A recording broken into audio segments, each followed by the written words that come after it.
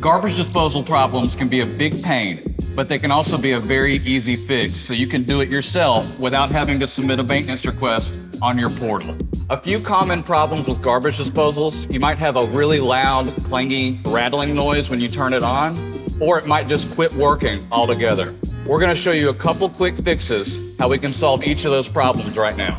If your garbage disposal is making this kind of noise, turn it off immediately and do not run it. It's time to find out what's caught in there and get it out of there.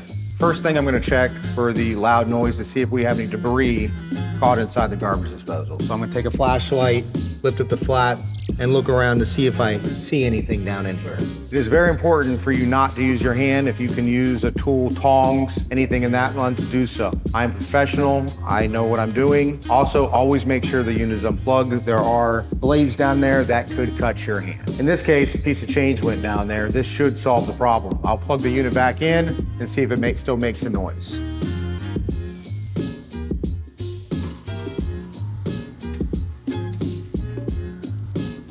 In that case, it solved the problem. Sometimes you'll have a jam in the unit to where you'll hear a humming sound. That humming sound will typically cause a unit to power down. There's a reset button on the bottom of the garbage disposal. Hit the reset button. If it still hums, you have a jam. So now you grab your Allen key. There is a hole in the bottom of the unit. You put this in and just turn the Allen key to free up the blade. At that point, the problem should be solved.